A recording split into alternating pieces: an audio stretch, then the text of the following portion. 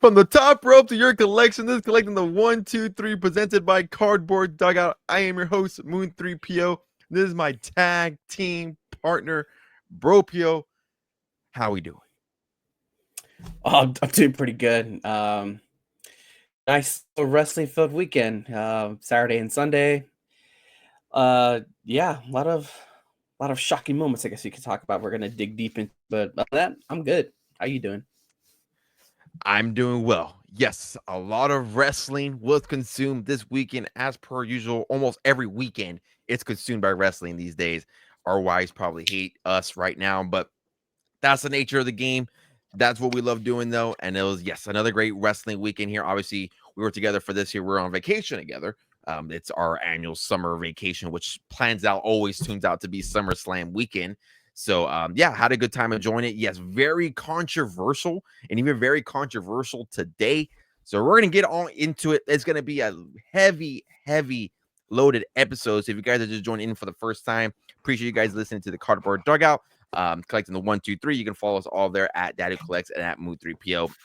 If you guys are watching on YouTube, make sure you are subscribing to the channel. We're to push to 1,000. It's still real. We're almost there. So help us get there. And of course, if you're listening on Spotify and Apple, of course, make sure you leave a rating, leave a follow, and of course, comment down below, what you guys think about the overall podcast. I'm always open to feedback here if it's positive and or negative. So please, again, leave us all that feedback. But let's dive into SummerSlam.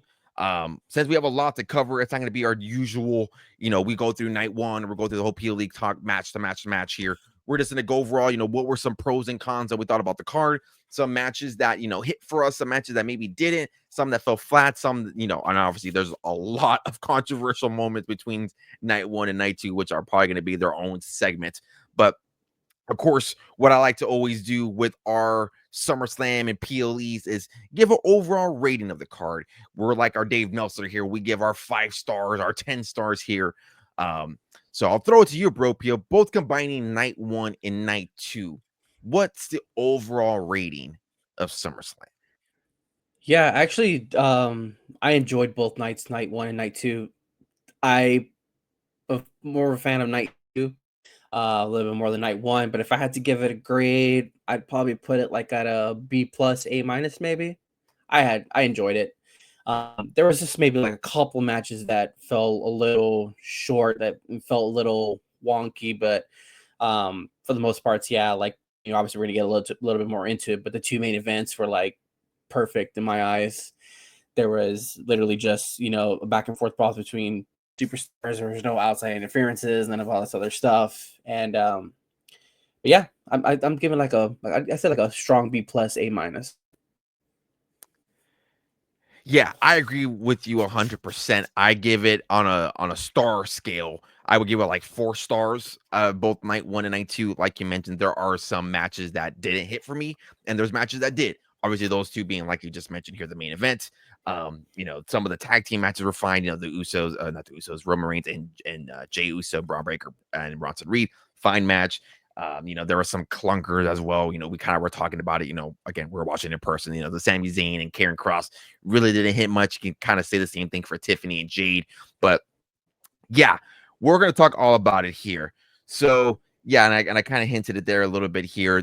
Having some of the fine tag team matches here. I thought the Charlotte Flair and Alexa Bliss and Roxanne Perez and Roxanne Perez and Raquel Rodriguez was a nice tag team here. I think if I go back here and listen to the pod, I think I almost nailed all the predictions. I know I topped you on this one for sure, if I'm not mistaken.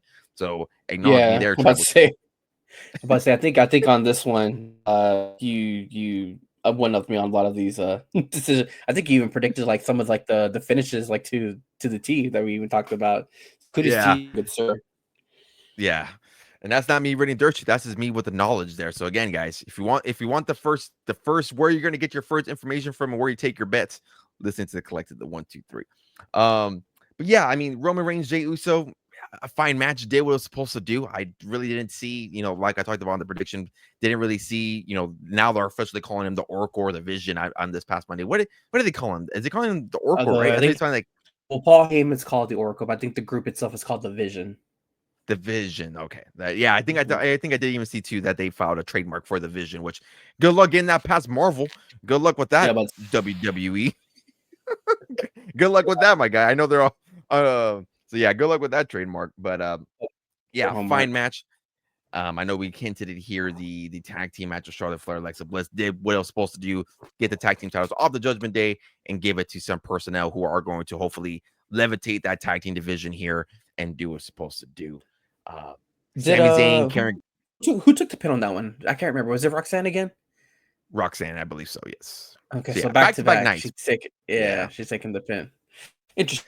yeah, Interesting. yeah. Back to back Interesting. nights here. And I don't know if it's a thing where maybe like Liv is gonna come back sooner rather than later because obviously I watched SmackDown. SmackDown. I watched Raw with a VPN, so I watched it. There was like a little backstage or like those in crowd segments where Finn Balor was like, "Oh, Liv is training. She's gonna be back within like 6 to 8 months." So like kind of like, "Oh, she's training hard to get back in Classic here. Finn. She's gonna be back soon. Yeah. They should be back." And he paused for a little bit. 6 to 8 months. So maybe it's one of those things where she comes back sooner rather than later. I know that's the clavicle shoulder injuries can be tough. So time will Yeah. tell when we see Liv come back here and maybe causing I don't ruckus know, within man. I the don't I don't trust WWE medical team after we get into it a little bit more later. So I have trust issues for yeah, them.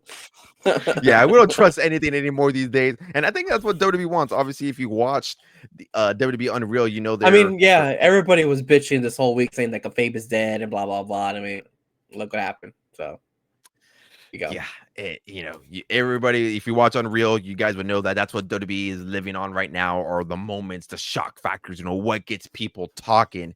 And there was a lot of talk about here just in night one in general. Tiffany Jade, I think that was the clunker for me. Didn't really hit for me. I think looking at it here, it was a 7-minute match. So, Yeah, that's what I and was I looking at right think now too. yeah, Yeah. it was about a 7-minute match. Didn't really do anything for me. Again, I think Jade is in that position where I don't think she can carry a 15, 20, 25-minute match like we see with Becky, like we see with Tiffany Stratton, those other established stars. So I think again, go back and listen to the prediction pod. That's exactly what I said. I don't think she's in that position yet. This is one of her typical like AEW matches. AEW was reversed, though. She would squash them. So a little bit of reverse there. Yeah, this Drew and was Logan. I think when I was did our predictions, I said, and I think if I ever said, I said if WWE wanted to give her the ball and do like a little test run on Jade to see how it is, I feel like that was a chance to do it, to get the belt off Tiffany, give it to Jade and see what she can do for a couple of months. And for some reason, if it's not working out, you can take it off her. I don't want to say Clash at Paris, because I think that's like in 2 to 3 weeks. But I mean, what else we got in September? You could probably do it in Saudi. I'm sure there's like a night of a Crown Jewel probably coming out, or what? Not Crown Jewel. What do they call it? It's not Night of Champions, but there's another one. Crown I don't Jewel, know I what it think it's what is. it's called, right? Is it Crown Jewel? September? Crown Jewel. Yeah. Yeah, if you want to hold out to Survivor Series, I don't know, but I felt like that was a chance. So it's going to be kind of interesting to see what they do with or how they push Shade. Maybe they throw her in the mid card level. Maybe she can run a couple matches with Julia. I don't know, but she lost clean. I know people were bitching on the internet about that, saying how like they didn't protect her and blah blah blah. She lost clean. But it's like, well, what do you want to do? But yeah, other Yeah. than that, match was kind of a little lackluster. But yeah, I was a little shocked right now, and I find that it was only 7 minutes long. I'm like, yeesh, that was pretty rough. But then also the other match that we're considering was pretty rough was the Sami Zayn and Karrion Kross, which looking at that one only went a little bit over 8 minutes. And kind of seems like, well, there's reports already that were hitting the internet today that Karrion and Scarlett are not re-signed or haven't got a new contract, and I think it's supposed to expire at the end of this week. He wasn't on Raw this week, so kind of looks like they're on the way out, which is going to be unfortunate. But if that was the last appearance for him, WWE wise, obviously I don't think he's going to have like no complete cost because his contract just expired. So I'm assuming he'll be free to do whatever he wants. So I don't know. It's unfortunate. Yeah. It's unfortunate. They dropped the ball on Karrion twice now. It wasn't a Vince thing. Triple H Which brings is it back. shocking because he was the Triple H dude, if I'm not mistaken. So Yeah, he was a Triple H that's what guy, makes it. and you can blame Vince and his booking the first time around, but the fact that Triple H even couldn't get that going, and it wasn't even a fact of like they were pushing him and didn't go well. It was like natural reaction that came from a promo that came at WrestleMania 41, even before that, and he still couldn't do anything with him. So I think that people like to praise Triple H and Papa H this and that. Let him cook, let him cook. But I mean, he's had some blunders, and this is the one for sure that you have to throw on there. And even I don't know if you were on X or Twitter, where you want to call it, even after night 2 where they were chanting "We want Cross, we want Cross." Oh yeah, I don't for know. some reason he said I don't know if Brock. he was. I don't know if he was just trolling or like he was just like not. If he was just not hearing, he's like, "Oh, you want Brock? You got him." Like that's not what we asked for. And obviously, Yeah. that's jumping ahead. We'll talk about that. When we get to night 2. But yeah, Karrion Kross. Unfortunately, those 2 matches there for me just didn't do anything. The Drew and Logan. I was talking about that one there for a little bit on the pre.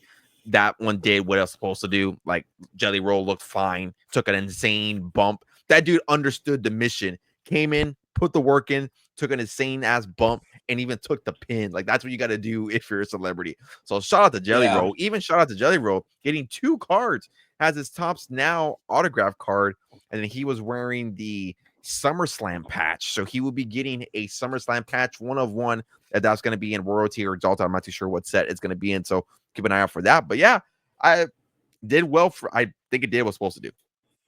Yeah, I've even strictly talking about the card. I've even seen on Twitter like non-people that I've never seen on my timeline feed like talk about wrestling in general, probably just fans of the road since he's a big country artist, saying that they want this card. So I mean that is putting more eyeballs on the product that who people who are not wrestling fans specifically. But yeah, I'm not gonna lie to you, I have not watched this match. I had to leave during this match, so I haven't got to see it live. I probably will go back and rewatch it just so I can see. But I have seen like the big Logan Paul spot where he freaking did a chug of some primes and did a insane frog splash. So I mean, for him, for celebrity wise, to take that bump and then he took a claymore from good old Drew McIntyre. Yeah, I mean, props to him for. So I think everybody who was giving him shit or giving WWE shit about this, I think they can shut the book on that one because I don't think anything's gonna be valid. So, but shout out to the Jelly Man. Yeah, What a guy. shout out to the Jelly Man. Still haven't heard a song from him. Actually, I lied. You played one song. What's that song go? You're a liar. I think it was the SummerSlam theme song last year, if I'm not mistaken. So yeah, that was the first Jelly Roll song that I like actually heard. I'm like, oh, he's not bad. Country's not my cup of tea, but I'm like, hey, he's not bad. It's something I can. a lot of his songs aren't like that though. A lot of his songs are a little bit more slower, and they're about like fighting addiction and stuff like that. So yeah, they're not all happy like that song was. So, but hey, he's a good artist. I have seen him live. I saw him live once, so he is pretty good. So you saw him live? Yeah, he toured with Post Malone, and he was the opener, the co-headliner. That the most recent one? Mm-hmm. Oh shit! I didn't even know that. Shows how out of the loop I am. If it's not anything they're dealing with like indie rock or pop punk rock, I'm not out of. Which shout out to Becky Lynch. Again, we'll talk about her night too. But the Wonder Years theme song, absolutely of a banger. Fire. But yeah, that match did fine. It did what it was supposed to do. And then yeah, shout out to the Jelly Man here. I might actually pick up like one of the Topps Now card and probably if it's a base, give it to good old mother of Moon 3PO and Dad Who Collects here. So time will tell on that. But let's jump into the main event. CM Punk, Gunther, 30 minutes of just straight up pro wrestling. That match, 5 out of 5. If you're not that was probably CM Punk's best match. And I feel like I keep saying that over and over, but other matches I've had like stipulations, like the triple threat, the Hell in a Cells, with Drew McIntyre, like those are probably like some of his top matches. But this one here, from a pure wrestling standpoint, was 5 out of 5. I was already jumping out of my seat when he came out, obviously wearing the Fantastic Four inspired gear. If you guys don't know, we're also big Marvel fans. So seeing him in the Fantastic Four inspired gear, the light blue and the white, I was like, oh, that's already a top 5 CM Punk attire. So that was already great. And then obviously Gunther coming in and destroying CM Punk for like a big majority of the match. Like that's what this whole match was about. Like he was destroying Punk, the chops, kind of just manhandling him, doing this and doing that. Obviously Punk catching the secondary win there and picking up the pinfall. And obviously before the pinfall there with the nasty bump, obviously he pulls him out from on the announcer table. And I know before that, I briefly talked about it, how or mentioned it to you that there was a report going around that Gunther was dealing with a nose injury and that he's going to require surgery. And they kind of played it at a little bit. If you go back and look at it, he wasn't even bleeding from the nose. You could tell like some sort of blade spot somewhere.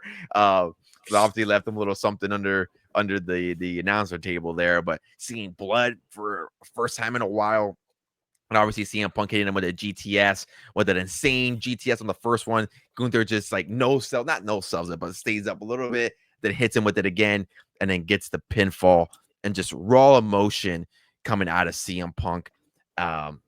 Before we get into what happened after that, what do we think about the match? Obviously, we're big CM Punk fans. We, I think even my wife was recording. I have to get her to send me the video, but yeah, absolutely phenomenal match. It was everything that I thought it would be, and more. Yeah, I mean, Punk turned back the clock on this one, and I think it's up there, like it's up there probably for me for with the Drew match, Hell in a Cell. I think that one to me, I think still is probably his best match all around since he's come back to the WWE. Because that match is just crazy. But I mean, yeah, I mean, I was shocked to see him win. I think I was like jumping up on like a crazy person. But yeah, you can just see like I don't think if you probably go and ask him, like if you ask Punk like, hey, I think you're a champion again in WWE. So the fact like he'll probably say like, nah, you're crazy. And then obviously like I think like you could just tell like he was like overcome with emotions. He was tearing eyes. I mean, like first obviously one of the big thing was that he wanted to headline WrestleMania, which he did. Whether however you feel about night 1 and night 2 events, whatever, that's a different story. But obviously he did it. You saw how much emotion he had in that. If you watch the on Road Doc, he talks about it. You can see it. Yeah, so to see him grasp that title and actually, I was like, dude, just grab it, like hurry up and grab it before Get the fuck out, get the fuck out. Yeah. And honestly, like he finally grabs it, and then he stands up, he raises the belt. And then obviously we get into the we'll lead into that right now. But just real quick, I think they Michael Cole did confirm like a nose injury for Gunther on Raw. I didn't. He was describing all this other stuff, but it sounds like I don't know if he's going to be out now. But yeah, it's just weird. I was thinking about that. I was like, obviously they took the belt off Gunther. Right? I don't know how long this reign was, and obviously it wasn't that long. It just made it so weird that I feel like how would you have felt if it was like Jay versus Punk at this match at SummerSlam, and they actually took the belt off Jay and give it a Punk, and then have the same outcome? But like, what if it was like, you know what I mean? Kind of makes you think. Yeah, I was thinking about that. Obviously when it happened, I digested it and thought about it for it's been more than 48 hours now. Like I don't know if they kind of play it in the Unreal documentary is like if they had different plans, and like if Jay just didn't live up to what they thought he would do, or like thought he would become. Like they talk about it like, he looked winded, or like he's this and that, or he's gassing himself out during his entrances. So I don't know if that played into it. So I think there was probably definitely a shift in like where the card was going. And obviously I think the Seth Rollins stuff obviously played into it as well.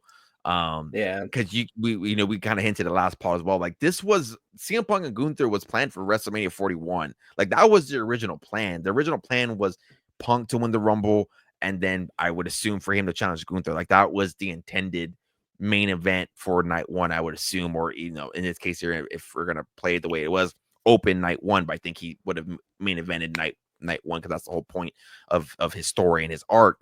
But yeah, I don't know. Like it, because you think about it too. Like would they want to have had, and especially now what they did with John Cena on Friday Night SmackDown, like have two baby faces main event each other, like going made baby face on both night 1, night 2. So I guess that's something where they obviously thought about, and I it definitely would have been a lot different if it was Jay, or how that match would have played out. Because I don't think Jay obviously is not up to the caliber of Gunther. And obviously, Gunther did a lot of the work in this match and making CM Punk look good and vice versa. So, yeah, who knows? I thought maybe we would have saw even Jey Uso come out tonight and kind of get himself involved back in the picture, to help out his. Dude's just been absent. Like he saw, Solo and Jimmy get beat up, and not Solo, Jacob Fatu and Jimmy get beat up on night 2, didn't do anything. And saw Roman getting beat up again on Monday. Dude's just absolutely absent. Dude is done eating. And he got his shoes stolen again, dude. Fronted reads on the Shula follow, man. Whoever came up with that needs a fucking raise. Whoever came up with that needs a fucking raise. But to go back to answer your first question, so Jey Uso's reign was 51 days and Gunther's was 54. So, so right around fairly similar. Little hot potato with the heavyweight title, a little bit. Yeah, a little bit, because I mean the longest reign has been Seth Rollins. He was 316. Yeah. Damian Priest had it for 118. Gunther had it for 259, and now we're back to went to Jey 51, Gunther 52, Punk less than 30 minutes, and then Seth Rollins, which is a perfect segue into what we were kind of hinting out here.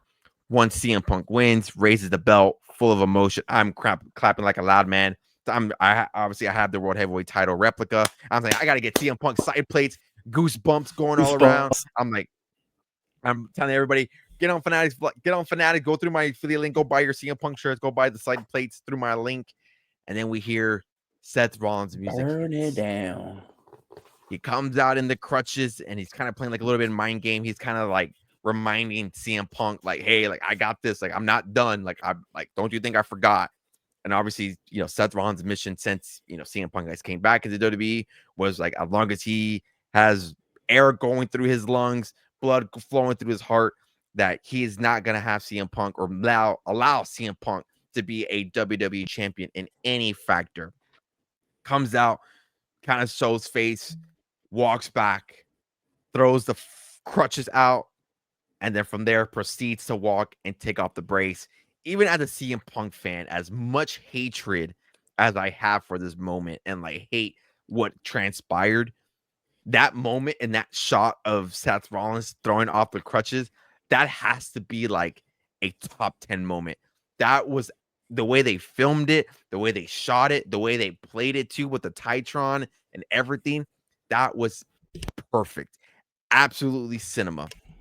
Then proceeds to walk down the ramp, abolishes Punk with the briefcase, hits him with the curb stomp, and then hits the 1, 2, 3. And then now Seth Rollins is now your 2-time world heavyweight champion. Now, the reports were out there for, presumably for the last 3 weeks or so that he's been out, that this was real.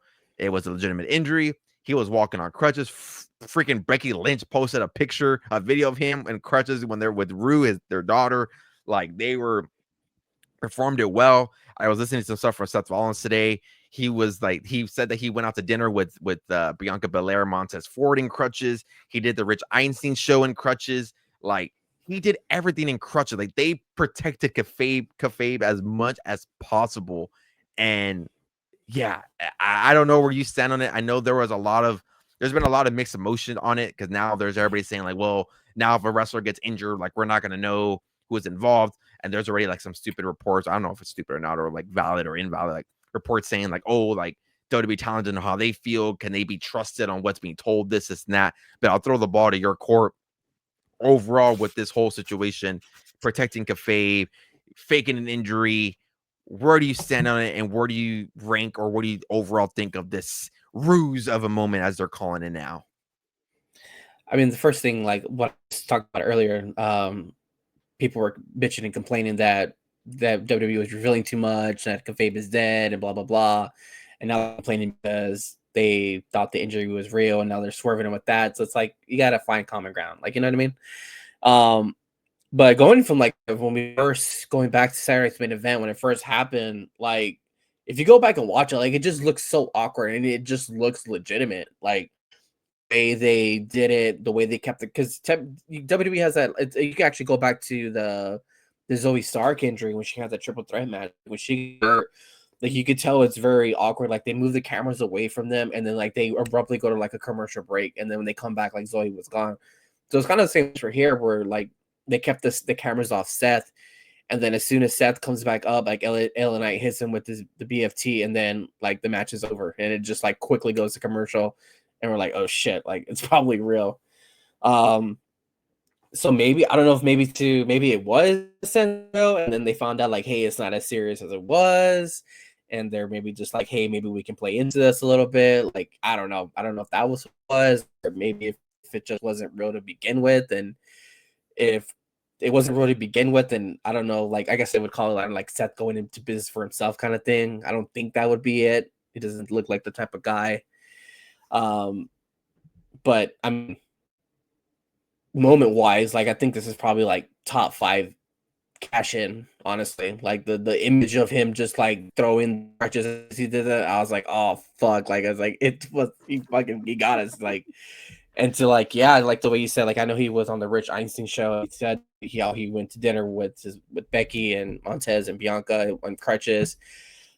He told his daughter that he had to pretend boo-boo, and then his daughter apparently like told her teacher, so she was in on it too.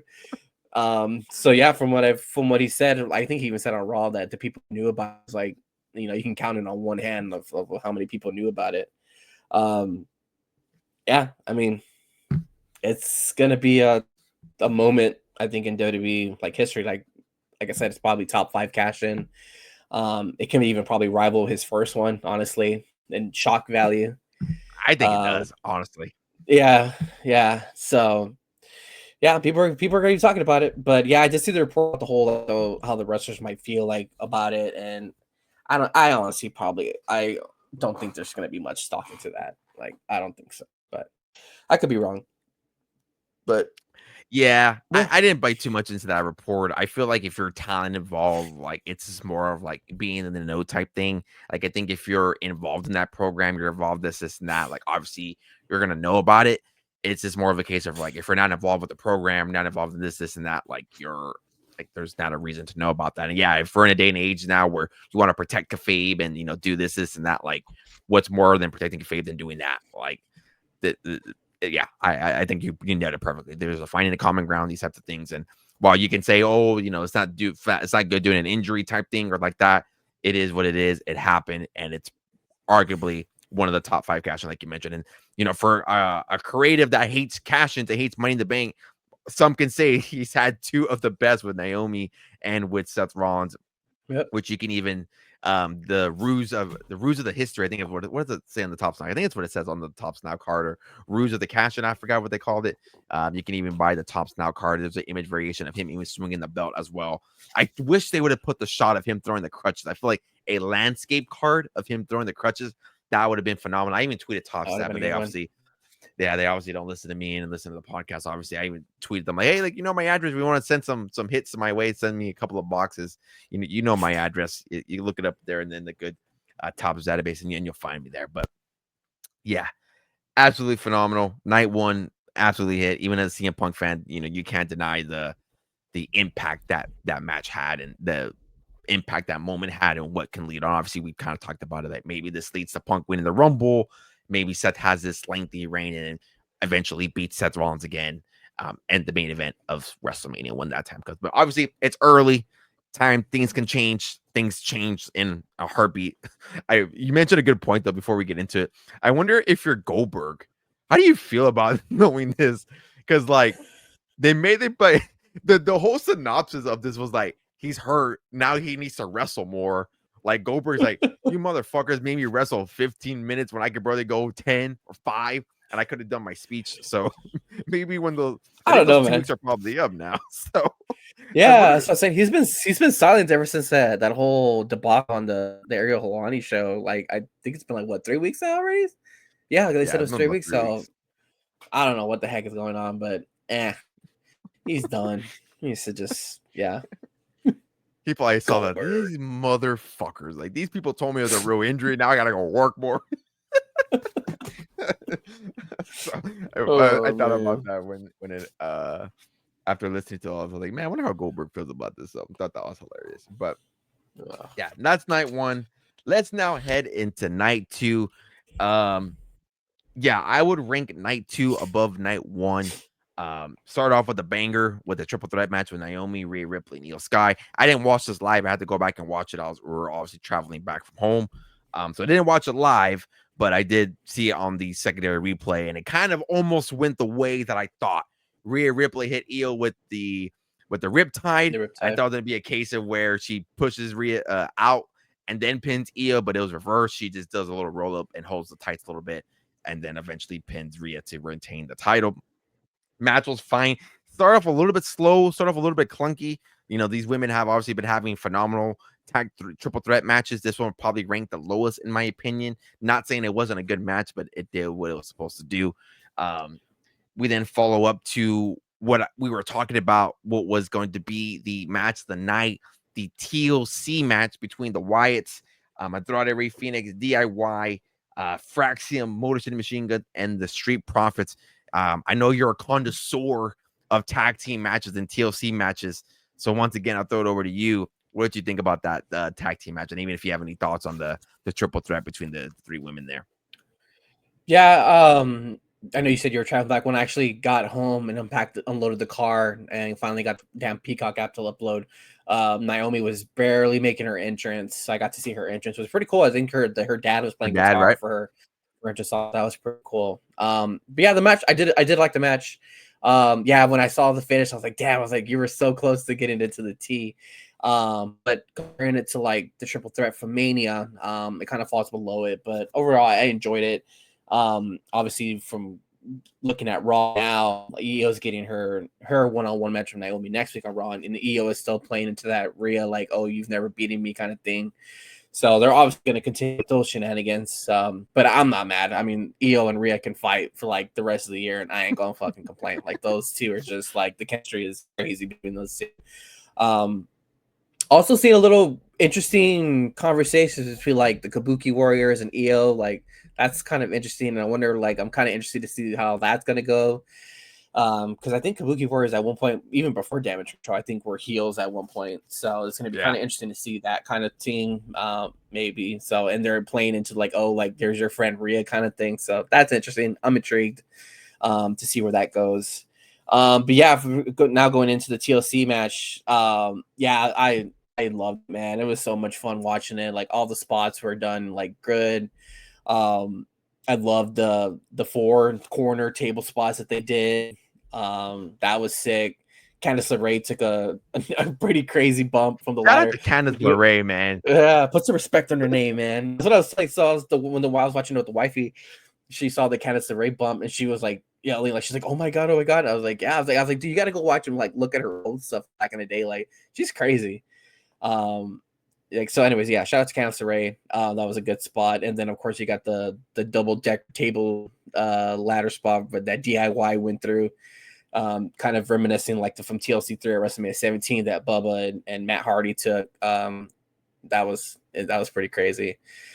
Yeah, there was like so many times where like people were like touching the belt, and I was like, man, it could have gone either way. And I'm glad the Wyatt took it. Like we said before, like we're big Wyatt 6 people.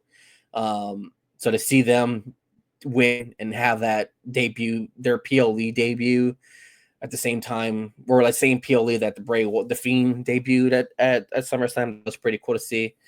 I honestly thought at one point Andrade and Ray Phoenix were gonna win. So yeah, shout out to them. I like them so much as a tag team. So it's gonna be interesting to see if they continue being a tag team. So I'm intrigued to see where that goes. The only gripe I wish would have done with this TLC match is I wish they had it at night, only because of the whole like Wyatt 6 entrance and the Fireflies and all that. That's my only gripe. But I can understand maybe if they don't want like something like with that much action, like so later in the card when they have like bigger matches, like to follow up, stuff like that. So that was kind of a decision they had to go into it. But that was my only gripe. Other than that, it was a fun match. It did what it had to do. You have your big moments, your big spots. Yeah, no complaints here. Yeah, spots galore. And that's what I loved about this match here. The table spots. One of my favorite spots in this whole match wasn't even involving a table or any type of ladder or anything like that nature or chair. It was a spot where Tommaso is hanging from the the Oh belts, yeah, and that instead of was about to get wild. speared, he was like, "Nope," does like a fucking Spider-Man-esque move and just hangs from the top. Even that spot had the Mrs. Moon 3PO going absolutely crazy. Like she was like laughing at it, like that was funny and creative. I've Obviously, never reminiscent. that was a really creative spot. Like imagine now, think of how strong you got to be to like pull your up like that, and then not only like do that, but you have to hold yourself for a good while while they're duking it out. Like that was And it's not crazy. even like an early spot. Like they were wrestling for like what 10, 15 minutes now of insane Yeah, at spots that point, already. And then yeah. to do that spot and like towards the end of the card, like towards the end of the match, absolutely insane. So yeah, all the tag teams involved absolutely get their flowers. I know some people were upset about the Wyatts going over. Like that's absolutely insane. I don't know why you're being upset about that. They Um, did get some boos when towards the end. Like if you go back and like yeah, watch it, like there were some boos, but obviously when they get the titles, the people start cheering. But yeah, they did get some boos, which I thought was pretty interesting. yeah, they did that for Cody too. Obviously, we'll talk about Cody in Yeah, a yeah, couple of minutes here. They did that for Cody too. That crowd was a little bit fickle. Um, so yeah, yeah. it did everything for me. It was, it, I said it was going to be match of the night just because I didn't know how the John Cena and Cody was going to be, and that was before it was announced that it was a how the double turn and things like that. When we'll talk about that. So I would say it was match of the night. Obviously, the match of the night for me was going to be the main event, obviously for multiple reasons. But yeah, you bring up a good point because yeah, I would have loved it to be at night as well. But I think there was just so much. If you go back and look at the card, like there was so many, like what's the word I'm looking for? Like it's not graphic, but like so many gimmick matches. That's the word. Gimmick matches. You had Steel Cage, you had the street fight, and then you had the Lyra and Becky. So there's a lot of gimmick matches that were involved in this card. So I think they had to kind of like play out like, all right, what's gonna be the more intense one? What's gonna be this and that? So yeah, I would love to see that as well, but it definitely makes a little bit of sense. Um, then heading off into Becky and Lyra, like we just hinted here, in a no disqualification match. Obviously, now with Becky being the victor, Lyra can no longer challenge for the match. In my opinion, I'm glad I'm looking at the runtime right now. That match went for 25 minutes, and in my opinion, it did go a little bit long. You can kind of feel it. It went very, very long. There were some clunky spots, some awkward spots as well. I know some people were talking about the zip tie spot. That was kind Yeah, of weird. the zip tie came out and it was really noticeable. Obviously, if you're there, it's gonna be harder to see unless they show it on the jumbotron. But like watching on the couch, like I saw it and I was like, oh shit. I was like, this tie came loose, and then you see like kind of Lyra like trying to like you see her slide her hand back in, and then like there's just those weird ones where she's like, I don't know what the heck she's doing, but she's like twisting her arms. I don't know if maybe she's trying to make it tighter. And then even the spot with like the fire extinguisher when she was trying to cut the ties. I don't know if maybe that's when the ties were supposed to cut, and you kind of just like see her slide under the ring, and then she comes back and there's like no zip ties. So yeah, it did feel a little long. Probably wasn't their best match. I think their best one was probably the first one that they had, which is when Becky took the I think it's when Becky took the title off of her.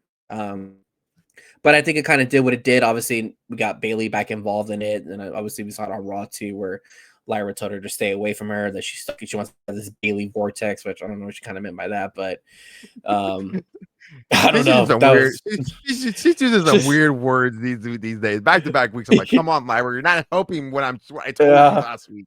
You're not helping my case. yeah. The Peggy Stompers, and they're like, you're not helping my cause. So I mean, I don't know where they're gonna go with this. I don't know if they're gonna do well. Obviously, Becky's moving on, and obviously we saw on Raw that it looks like they're pivoting to her to Nikki Bella. Which, dude, the line about the about her marriage to John, that was fucking hilarious. Dude, I was She absolutely cooked might her in have that. yelled a little bit too much while we're trying to put the kids to sleep. So that's a fault on my spot. But yeah, looks like they're going that route. So I don't know. Kind of looks like they're gonna go. Well, I don't know if they're gonna continue a Bailey Lyra feud, but yeah, the match seemed a little bit longer. I thought it was okay. Like I said, I don't think it was their best, but I did enjoy it. But yeah, shout out to Becky's song, which is from it's performed by the Wonder Years. So I know a lot of people were saying that she got Def Rebel because at the beginning she's like the man has arrived and stuff like that. So people were already getting assumed that it was Def Rebel, but it is indeed not. It is from the Wonder Years. I like it. I like her new Yeah, song. It fits. yeah. She needed a new song just because it wasn't fitting the character.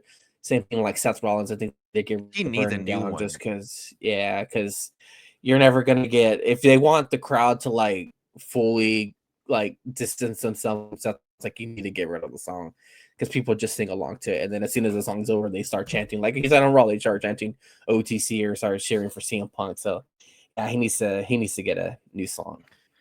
Like, Yeah, he needs a new one ASAP. If it's produced by the Wonder Years, obviously that relationship is there, or obviously he's familiar with a data member. Obviously, was in all my friends' music videos. So if it's a data member, the Wonder Years, two bands that ironically enough we are both very fond of. So I think that's why I've always liked Seth Rollins, even though all the CM Punk stuff like that. I think that's why I've always gravitated to Seth Rollins because he's like almost like us in a weird, not in a weird way, but like the music taste, the everything outside of wrestling kind of like lives up and plays up to par with us and our interests. So yeah, I agree 100%.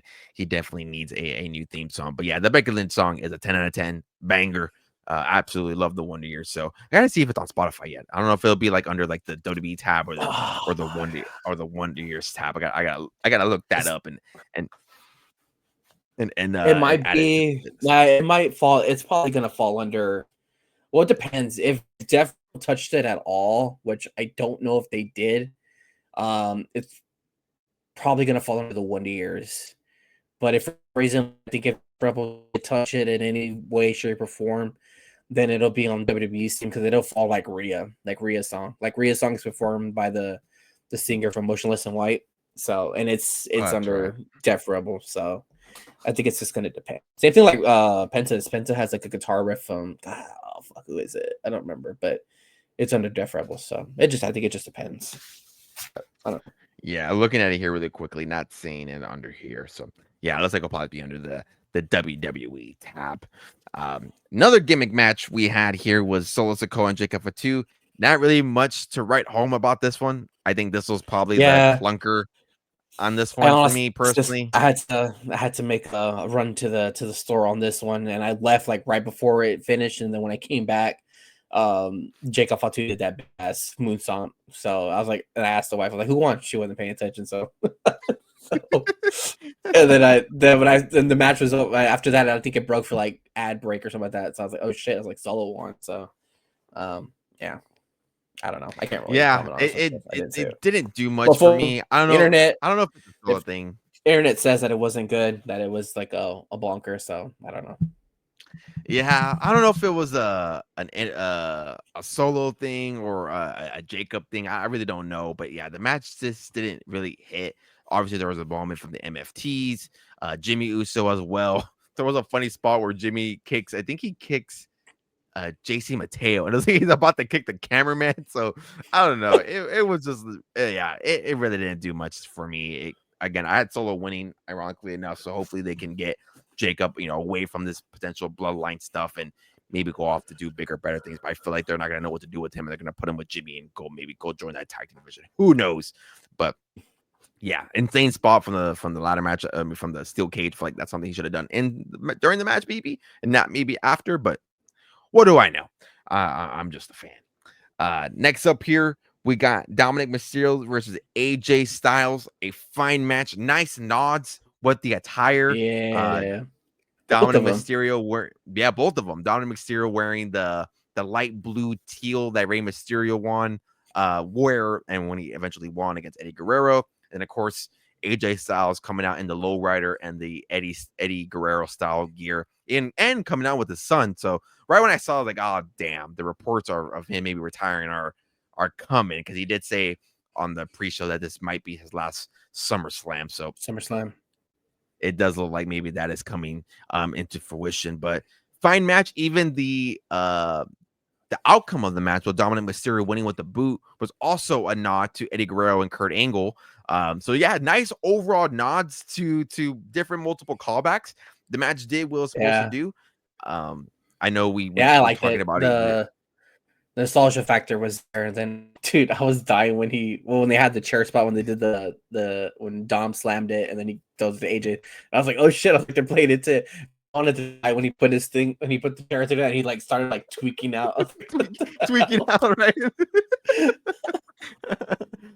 I tweeted that out. I was like, right when I saw his leg like tweaking, I was like, dude, that was fucking hilarious. I was like, AJ Styles just look like he's just like enjoying this last like little final like hoorah, I guess. And maybe it is. Maybe that's why, the little Yeah, for all we know, maybe it is like going on his last run, and we don't even know it. He's just obviously, maybe he has a little bit more creative control, or he has a little bit more freedom to do what he wants and stuff like that. And so but yeah, I liked it. It had a lot of good nostalgia callback to the Eddie and Ray match from SummerSlam. I'm thinking 20 years ago, was that? I think it was in 2005, right? 20 years ago. Oof. Yeah. Jeez, The thing going on right now is that this was Dom's 20-year anniversary. Oh yeah, that's right. So, He was there. because he was there. And then did you see the Rey Mysterio post on Instagram? I don't think so. Did you not read it? I'm gonna read it for you here, dude. I thought I read it. I was like, dude, that has to be fake. But I went back and read it. I'm like, dude, it's freaking real. Let me see. So Rey Mysterio posted a video of the AJ Styles. And he put at WWE SummerSlam incredible 20-year tribute Eddie versus Ray from AJ Styles and Dominic Mysterio, aka Dirty Dom. Still wish Eddie would have beat me and kept Dom's custody.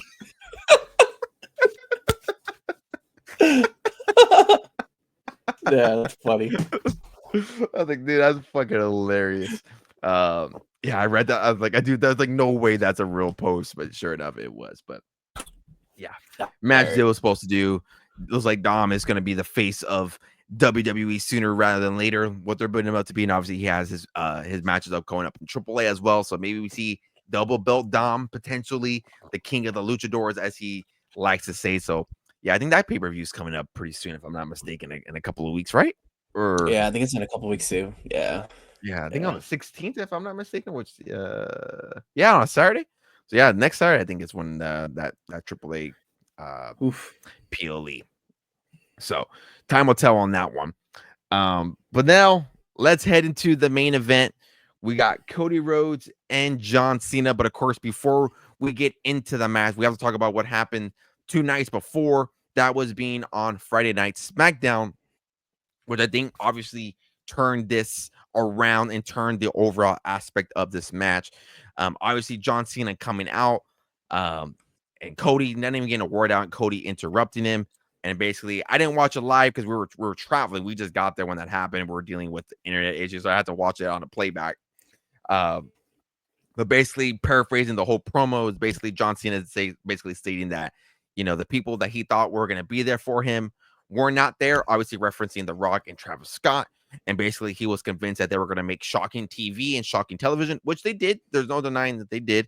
But he realized that it was not him, and that Cody putting him through the table and forging his signature brought out the old him again. Like, you want to fight? Like, I'm going to give you a fight. Like, I told you I was tired. I told you I was doing this, and that, but you still made me sign the contract. And now I'm going to give you a fight. Thus bringing out, doing a flip 360 of the babyface from the heel to babyface right away. So before we get into the match, I want to get your opinion there on that. Even without thinking about the match itself, what do you think about, one, the heel turn? I know that it's been controversial. I know I've been more on the fence of, like, I've actually enjoyed the heel turn.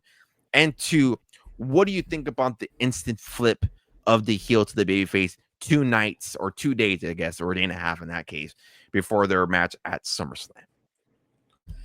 Yeah, I think they had to do the flip, honestly, because they knew. I mean, like, even, and I don't know if maybe the time of the doc had anything to do with it. Like, if you go back and look at the doc and you see the flow of how I got into the Cena heel turn, and then like the people who were involved in the heel turn, and then even after it happened, like when you see the backstage like reaction of like when everybody came back, like everybody was like pumped up and they're like all like are excited to see where this goes and blah blah blah, and then like just nothing really happened. It was all Cena, and I also don't think it didn't help like that he wasn't there like every week. Like he would come for like a week or two and then disappear for 3, or he would come for a week and then come back. Like, so that's hard. Like to do, like, I think like to go from like, I mean, obviously John Cena like being a good guy for so long and then going heel and then doing 2 like weeks in a foreign country. So Raw is airing like at 2:30 in the afternoon, 3 o'clock in the afternoon. Like it was. I don't know. I still haven't really sat down to kind of like digest, kind of see how I feel about the whole heel turn in general. Like there was a lot of hit and misses. Um, like I think it started to look like it was in a change when he started feuding with Punk because they had their tremendous like their history. But then I mean obviously after Punk was you know, yeah, I feel like they had to just turn him back to being the good guy because I mean he's like got like 4 months left, so I don't think they want to spend the rest of the time of him being you know a bad guy for say. Um, which I think they have more majority of his dates planned already. So like I don't know how much I haven't gone like to see like what dates he's been confirmed for and do the math of like how much he has time left to subtract that. Um, but yeah, I just felt like it was time. They needed to do it. And I think the way they did it was good. And even the match, like when he came out and like it came out in all black, and I was like, "What the hell?" He's like, "He's still got like, where are the colors? Where are the colors?" And then like a second later, he gets iconic blue, and he comes out, he's pumped up, and I'm like, dude, I got up and I started fucking yelling. I was like, "Let's go!"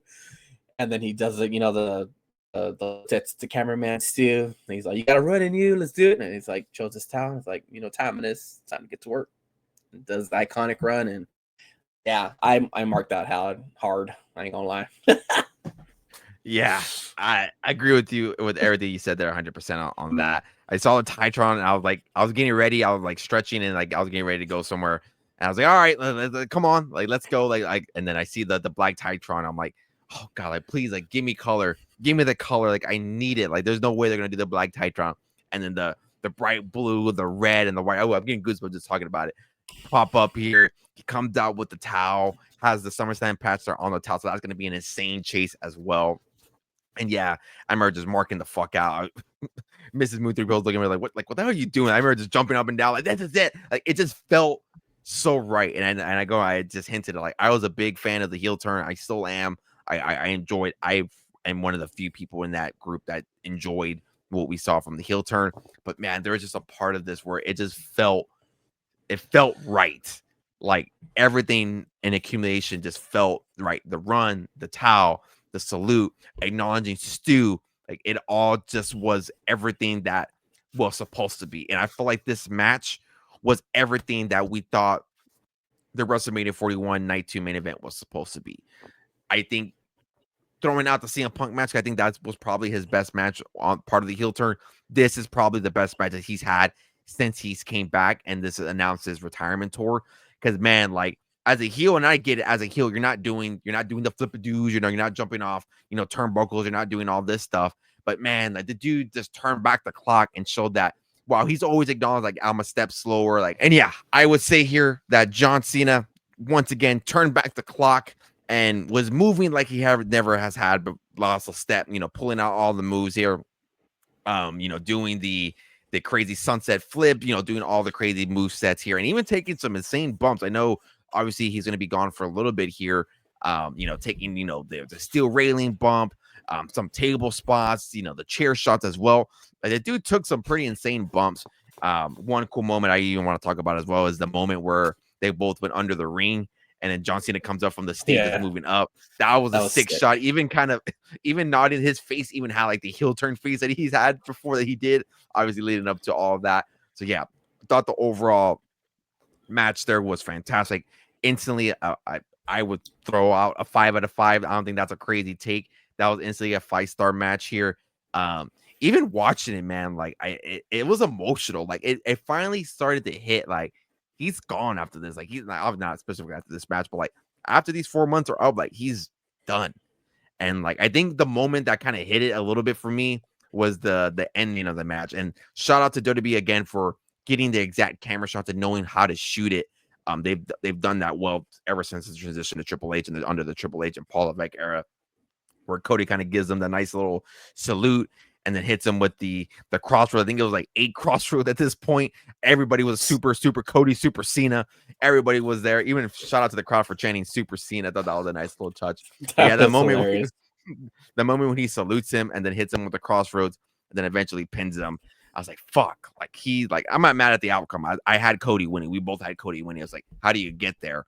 But I was like, fuck, man. Like he is he's really gone. Like he's not gonna be here, and he's gonna be one of those people who like actually stays retired and does not wrestle again to ruin those moments and ruin the legacy like we see many legends do and many superstars do. So yeah, instant classic 5 out of 5. I know even the crowd was booing Cody. I know we kind of hinted that in the beginning of the pod here where they were booing him, but obviously towards the end they switched up right back. And we got the cheers for Cody, and obviously the passing of the torch was what we thought we were gonna get at WrestleMania 41, the passing of the torch of the babyface of the babyface, the QB1, as he likes to say, which you can even get a Topps Now card with the QB1 inscription. That is a pretty that's a pretty sick one there. Obviously, before we get into the controversial return, I'll give out some final thoughts here to you as far as of overall thoughts on the match itself. Yeah, this match pretty much like kind of takes the bad feelings that I had about like the WrestleMania match, like just the ending of that match, and I'm not talking about like the John Cena heel turn in general. Just the match itself, the match just felt like wonky, and it kind of felt like a letdown. I think this match, now that we have this, kind of takes the bad images of what they did at WrestleMania 41. So kudos to these guys. I even looked at it. So this match went 37 minutes long. And I was like, dude, both these, I mean, John Cena turned back clock on this one too. Like I looked it up. I was looking up like what are some of his longest matches. And I think one of them was with Punk at the Money in the Bank, and then him and Shawn Michaels like at a random Monday Night Raw. I think it went like 55 minutes. And that was in 2007. So like and obviously the match was in 2011 at the Money in the Bank. So yeah, for him to go that long, yeah, like they literally turned back the clock. He talked about like the finishers. He did like the super AA off the turnbuckle. He even hit that little leg drop that he brought out of nowhere. Yeah, I liked it. I think, like you said, I think it's finally starting to. I think it's probably even starting to hit him now that this is his final, like he's getting there. And like how you mentioned the nod, I thought that was pretty cool. Kind of felt like that Shawn Michaels Ric Flair moment where Shawn tells him like, "I'm sorry, I love you," and hits him with the sweet chin music. It kind of had that same kind of feeling where he gives him that little salute and then just ends the title reign. But yeah, and I think, like I said, well, going back to like the feeling, like yeah, you can kind of tell that starting to hit him, because I think even before, like when the match was over, like obviously Cody leaves and it gives him like the time to like sit in the ring and bask it in. And obviously the crowd's telling like thank you, and he's like telling them like no, thank you guys. And I think there's even a clip somewhere on Twitter where I think obviously after the return of who we're going to, I think he's walking off and they start to play his music and he tells them like, hey, like cut off the music, like I just want to like hear the crowd and stuff like that. So, yeah, so obviously after the match is over, Cody, obviously they have that embrace, the hug and stuff like that. Like, and I think obviously you can tell like Cody emotional Cody was, which also we didn't even talk about Cody's entrance. Like he had that nice little entrance from with Dusty's voiceover. So that was pretty cool. Obviously this is the passing of the torch. I saw somebody talk about on Twitter where like obviously this is like when Andre passed the torch to Hogan, and Hogan did it for Rock did it for Cena. And then Cena does it for Rock. I don't know how the Andre Hogan thing came into the picture, but I'm like, all right, whatever it is. I had the brother heard that. Like, man, what the fuck? Yeah, I saw it too, and I was like, all right, where's this guy going with this? But yeah, I was a little shocked because I'm like, by the time Andre Hogan fought at 3, like Andre was already on the way out of wrestling. So I don't know. That's a different story for another day. Obviously WWE's big on moments and creating these moments that are gonna forever be like in break our head. So as we're there waiting for something to happen, like Cody's already gone, Cena's is there in the ring. I'm thinking, all right, what's gonna happen? Who's gonna come out? And as we're trying to plan out like John Cena's like retirement tour, and we're starting to think about opponent guys, we're starting to think like, all right, who's left? Like he's already wrestled Randy. He's obviously, I think it's safe to say, I think he might be done with Cody now. He's already fought Punk. Like there's other guys he can still wrestle that he still has history with. Like you can get into like maybe with some Seth Rollins. There's a little bit of history between them. Obviously there's AJ Styles. They had that good rivalry back in like that 16-17 SmackDown Live era. But there's always, just in my mind, there was 2 guys that that are probably that I thought that were never gonna happen. One I think is still true and that's Edge. Like obviously Edge is in AEW. I know there's that whole like I saw an interview from Chris Van Vliet that said like if you do the math and add the contract time and what he did, they said his contract will be over in October, but injury. So obviously if they want to add injury time, they can. So I think that's highly unlikely. It's unfortunate that because Edge is like obviously his reasons and stuff like that. The other guy I thought for sure was never gonna come back is good old Brock Lesnar, and when that music hit, I was like, there's no fucking way. Like I never thought that they were gonna bring him back. But he's here. So I don't know. Yeah, I met up with Jim Bro after we caught a little late night Oh workout yeah, he called after. me. Uh, He called me. so so we caught a little late night workout, and I was like, Brock Lesnar was the last person that I had. I didn't even think about him. That's how absent he was from my mind. Like, and we're gonna talk about it here a little bit. But yeah, I heard the music. I was like, I jumped out of my seat. I wasn't even sitting down. I was like walking around, like kind of emotional. You know, the whole John Cena thing, like you mentioned there. You can kind of see it, like it was really hitting him a little bit. Even before the match, you know, he was smiling. Like seeing John Cena smile for the first time since the heel turn was a nice. I was like, oh man, it was really hitting. And I'm like walking around, I'm pacing, and I'm like, all right, like what's gonna happen?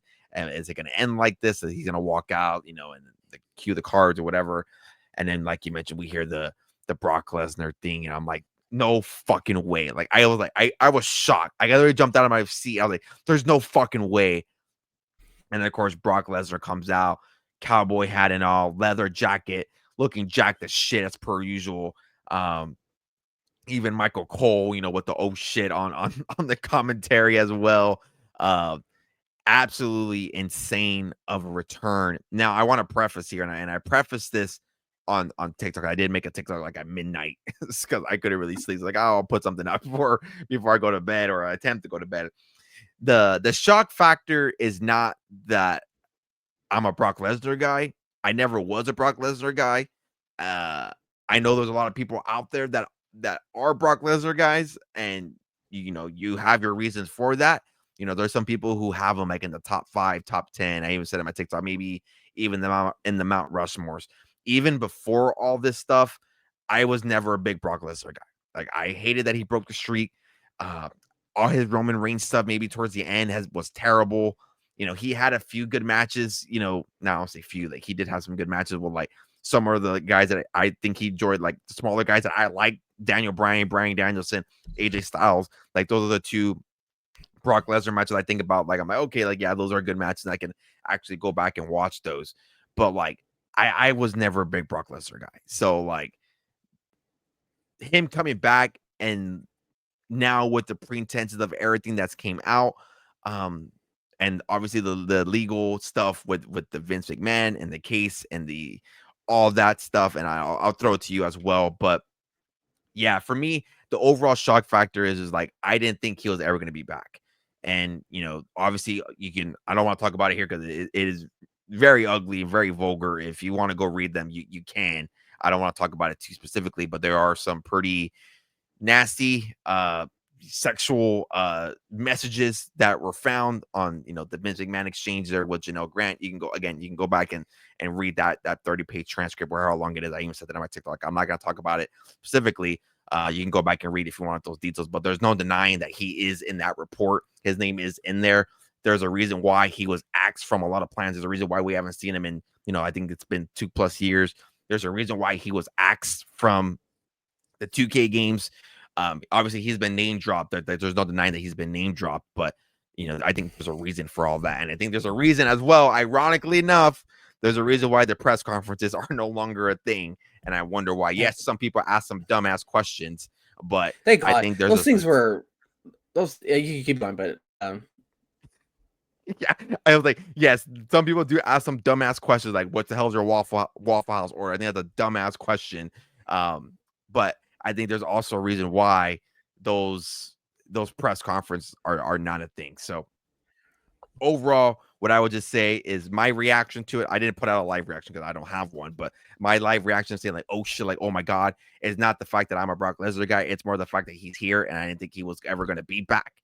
And it obviously leads to all the allegations and things that were out right now on Brock Lesnar and have been continuously have been out on Brock Lesnar. But I'll throw it to you because I know you obviously your TikToks and your form are just you just ripping cards. So I kind of Yeah, obviously let you let you I voice your gotta. opinion I should on start Brock doing live Lesnar. reaction. I gotta start doing live reactions on the TikTok. See where that takes me.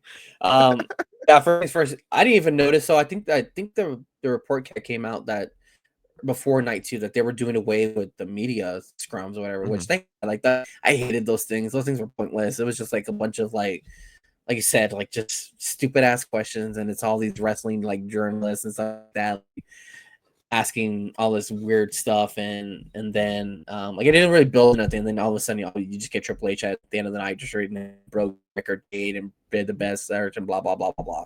So I'm glad that they're done with those. And I think even Triple H said that he's glad to get away from that and do post shows like the way they do their pre shows. That's more their alley. So whoever's decision was to end that media scrum, kudos to you. But I think we can also see why. I can only imagine how many questions they were probably going to be bombarded with regarding like Brock Lesnar. Um, and yeah, I agree with you. I don't have like really much to say other than that. Like if you haven't read the allegations and stuff like that, like you can go and read it if you want to, and his name is in there, so it is there.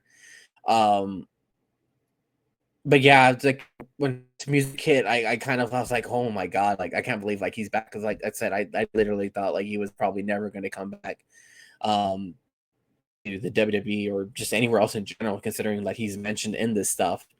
Um, and I'm not gonna like assume anything regarding like what's gonna happen with the lawsuit and stuff like that because that's not my place, and I'm not gonna do that. But I just thought it's very interesting that like TKO is like very like you could tell like they're very strict or like they care a lot about their sponsors. And like obviously when the stuff first came out, look how quick they were to like pull Vince out of his position and stuff like that. Like Slim Jim had even pulled out their advertisement for whatever appeal it was, but they quickly pulled out because they didn't want to be associated with that. So to see them like, or just TKO and WWE or whoever decided to do like bring him back, um, is kind of telling that I don't know if maybe they don't think he was a. I don't know. Like I don't want to assume on that kind of stuff, but um, yeah. I mean, I've thought there's also reports that I saw a report. I don't know if it's true or not, but they said that John Cena requested to work with Brock Lesnar. I don't know if that's Yeah. true or not. Um, so if that is, apparently they said that there was a report that the WWE legal team cleared him like 4 weeks ago, stuff like that. So I don't know, and I don't know like how many people were aware of his return. Because Michael Cole is pretty good. You could tell Michael Cole's like reaction was genuine, and that seemed like a genuine like holy shit. Like even like he said holy shit on the broadcast, and Michael Cole really doesn't do that on commentary. So to hear him say that kind of looked like it was legitimate, like legitimate shock factor. So I don't know. This one's gonna be interesting because I mean they're both not full time performers, so how they're gonna do this is gonna be interesting as hell. Um, yeah, I don't know, but yeah, shock factor was off the roof. It's gonna be interesting to see what they do, but am I excited for it? I mean, Brock is one of his biggest rivals. Obviously, he has that big return when he first came back to the WWE. And then they have that that fucking weird ass match at SummerSlam where he fucking suplexed I don't know how many times. Yeah, they have history, so it's gonna be interesting to see how they built to this because, like I said, both part timers and they're not going to be there every week. So who knows? Yeah, I was having this conversation with Jim Bro because obviously the trend for Cena has been one and done where they build it up for a couple of weeks and then they're gone. Clash in Paris is in 2 weeks or 2.5 weeks, August 31st. Do you do a Brock Lesnar and John Cena match with a 2.5 week build when probably more likely or not they're not going to be there for those events, or is going to be one case or the Yeah, other? One's going to be I there, don't one's think not. I don't think it's going to be like an overseas match. I think it's going to probably be something here in the States. Because then if you then look at it, because then after that, after Clash in Paris, October 11th is supposedly the next big thing here. We have Crown Jewel October 11th. That is going to be in Perth, No, shit. Australia. And then you have Survivor Series. So I brought it up to Jim Bro was like his last match is in December. Like, is this it? Like, is this it for him? Like, and I say him, I say John Cena. Like, I don't do see you Brock being do his last. There's no way. There's no way it could be Brock. I can see them fighting in Perth, honestly. But no, I don't. Because that's, well, I don't know. I don't know if they'd fly all the way out there to. I mean, I don't. Oh, damn, I don't know. I mean, do you fight at the series? Well, I think John Cena's advertised for a couple of September dates, so maybe they do it in Perth at Crown Jewel. Yeah. So that was the thing I was proposing it to the conversation I was having as an open dialogue. Is like you're 4 months in. Are you really gonna have John Cena's last match? And yes, the reports, and I think even Triple H said it that John Cena is the one that requested Lesnar. Like, do you want his last match to be as controversial as it possibly gets with Brock, or do you do a up and coming star or like you mentioned that you hinted the two guys, Seth Rollins, AJ Styles? You go the Braun Breaker route, put it over a young talent, things of that. Like where do you go? Dirty Dom, like where Mystery exactly? Iguana. Mystery Iguana, Joe Hendry. Like where do you go? And I think that's like also the intriguing aspect of this all is that, well, again, I'm not a big fan of Lesnar. Is it, how that match is gonna go? I don't know. But it adds into the intriguing of like, where do we go from here? And where is this match gonna take place? Who's gonna show up? What are they gonna say? Brock Lesnar's not doesn't have he didn't have Paul Heyman during the his last couple of matches, but what's he gonna say? What's John Cena gonna say? How are they gonna interact? So those are all questions that hopefully will be answered in the next couple of weeks. Obviously, we're gonna cover it all on the Collecting the 1, 2, 3. So make sure again that you are subscribing and following the pages. But yeah, absolutely shocked. Was not on my bingo card. There's a lot of things that have happened in 2025 when we look back and recap 2025 in wrestling that were definitely not on my bingo card. So WWE, again, they love these shock moments, these shock factors. And again, that's probably going to be in the top 10 for sure when it comes to returns and or moments in general. But yeah, that was SummerSlam's night 1 and 2.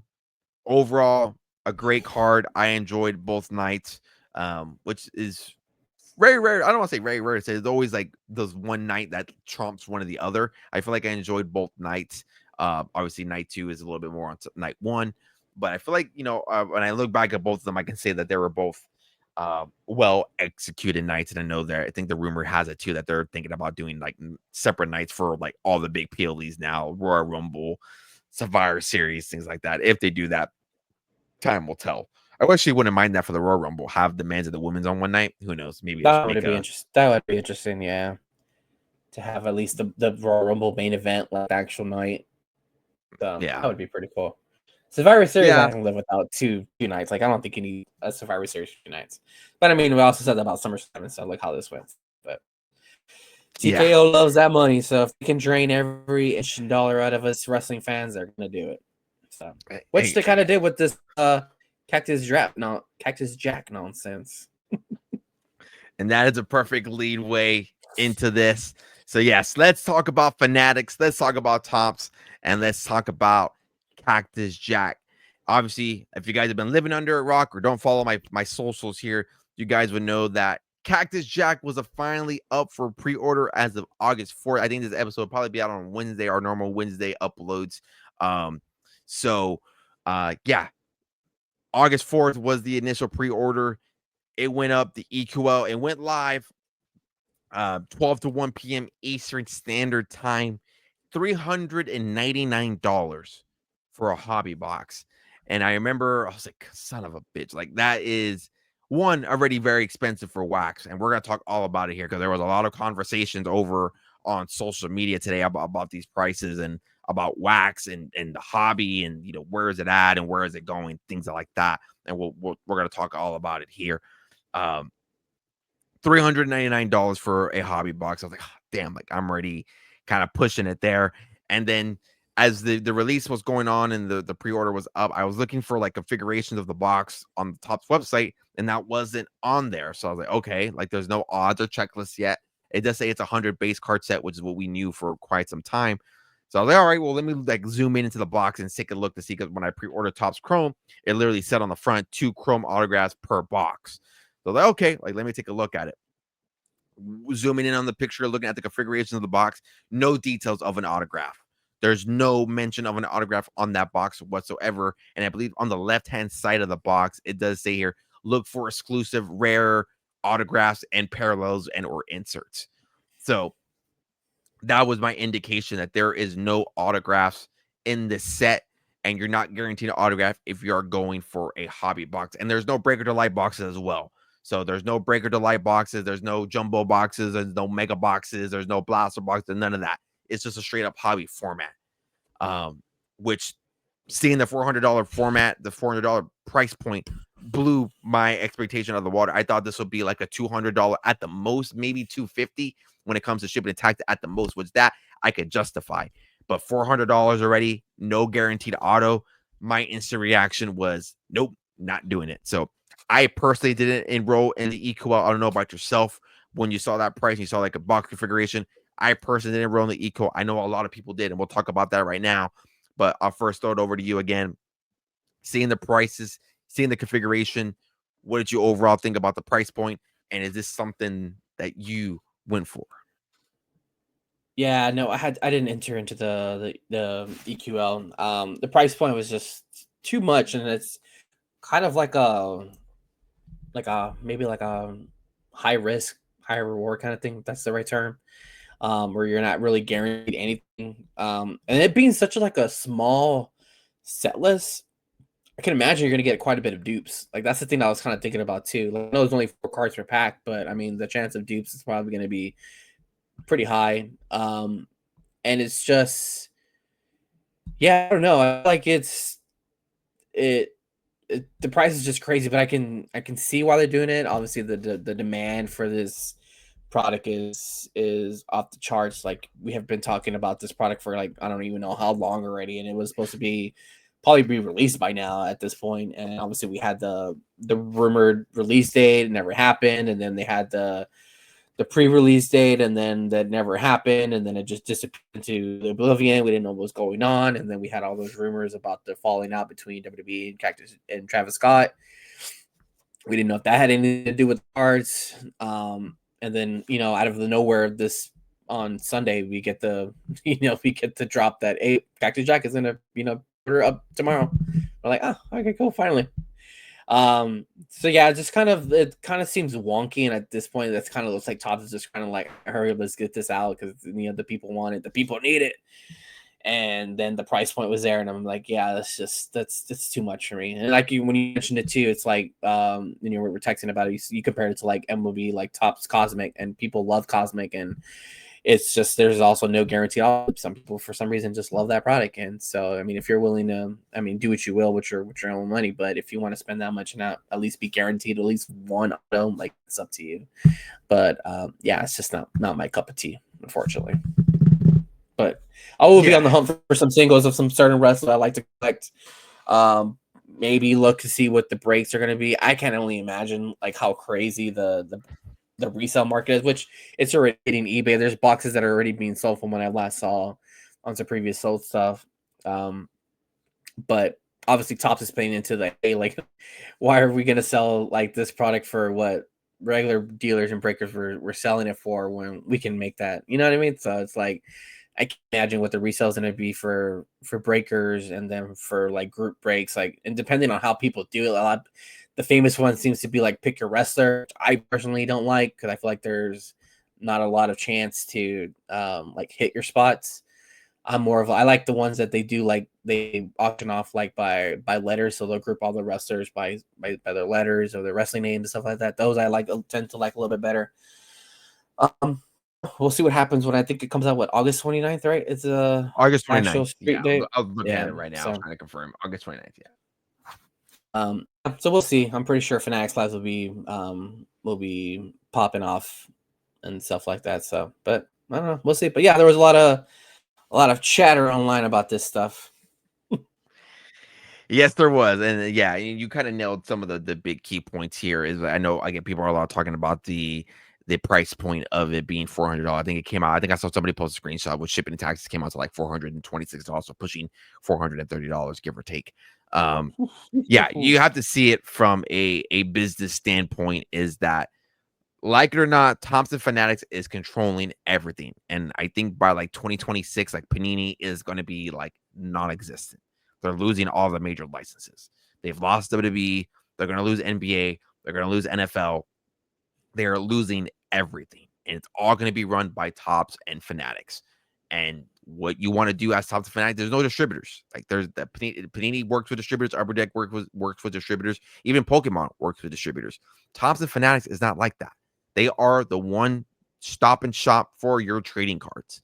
And if they see Topps Chrome being, I saw a box on the I didn't go to the National, but I saw somebody post it. The National was going, Topps Chrome sealed product, a hobby box, was going from anywhere from $500 to $600. Like, and people are willing to pay for that. These prices would not be that price if people were not willing to pay for that. That's where the market is. People are going to pay for that price. So it's like, and you got to see it from like like my perspective. I pull a single, I think it's high value. I'm not going to list it below because I think it's below that, or like I think, oh, that's not fair. I'm going to list it where the card is valued at. And that's just the way it is. And Topps going to do the same thing. If I see a card going for this much, I'm going to list it at that price or even more. Topps is doing the same exact thing. They see a box of hobby going for $500, $600. We have Cactus Jack and an IP that, well, yes, Travis Scott didn't do anything in WWE, but we know that Cactus Jack brand is legit. And we know there's people that like that stuff and like those base parallels and like Cactus Jack for that. What are you going to do? You're going to list it higher. You're going to list it at $400. You're going to want a piece of that profit, part of that margin. You're going to want a piece of that. That's the nature of the game. And again, part of the nature of the game is breaks. Who's controlled breaks? Ironically enough, it's Fanatics. You have Fanatics Live. You have Fanatics Collect. Everything is run through Fanatics now. What are they going to do to get products on, to promote their products, to get product out there, to make even more money on product, not just going through hobby stores, but also through their formats. They're going to make more money on this product than imaginable. So, of course, they're going to give their product to breakers. I don't know who's affiliated with Topps and with Fanatics Live. If it's Phil Bomb Breaks, if it's whoever is out there, I don't know. That's something I had to do more research on. If I'm being completely, I don't know who's the direct, contact where they'll get. Obviously, we'll see it on Fanatics Live when whoever has the most available boxes and the most available spots will obviously get to say, okay, like that makes a lot more sense. And obviously WWE is going to hold some of their product as well. Or Topps is going to get some product to WWE as well. Obviously, Sam Roberts does the things like every Wednesday. There was stuff even available, when Topps Chrome came out as well. The WWE worlds, that event worlds, are going to save all that product for in person as well. Or, again, on Fanatics Live. So to me, it's a no-brainer. I'm not surprised by it. It's nothing new to me. And I think if you're, someone like myself, if you like to degen and rip everything, by all means, like you mentioned, you can do what you want with your money.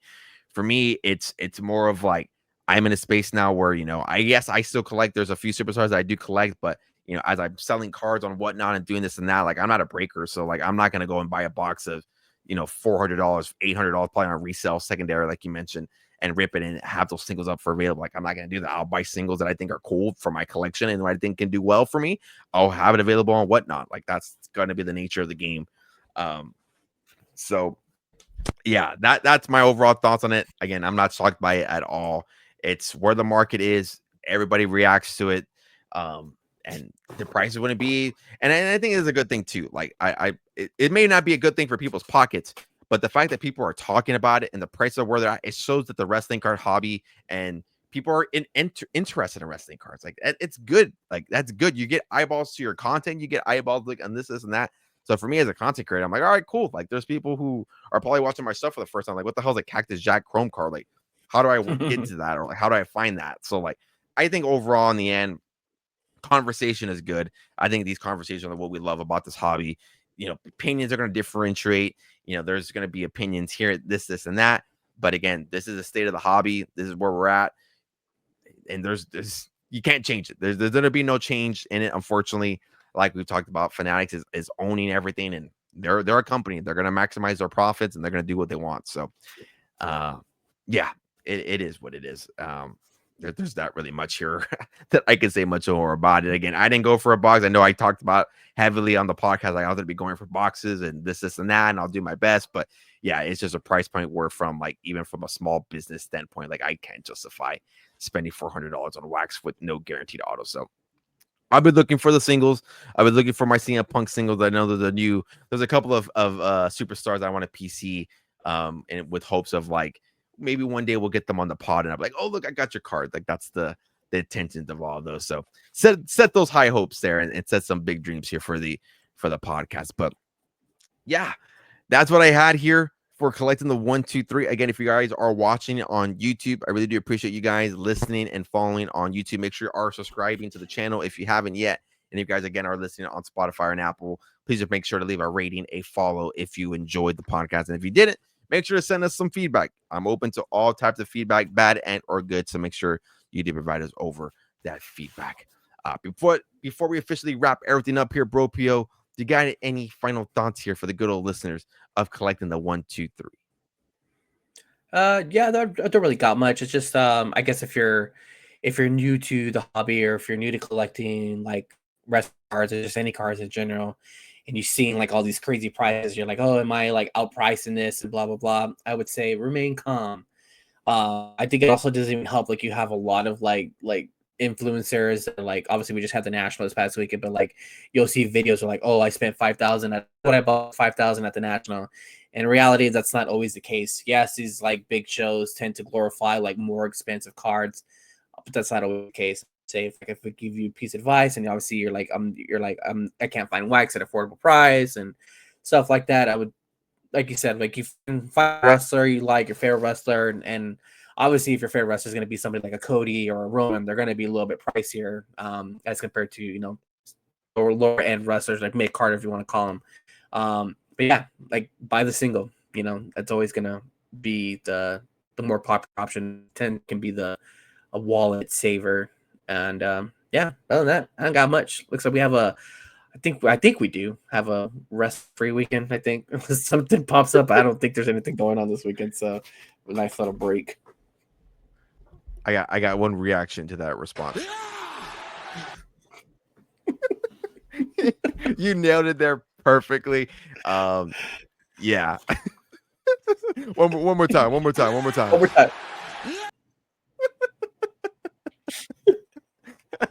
Yeah, you nailed it there perfectly.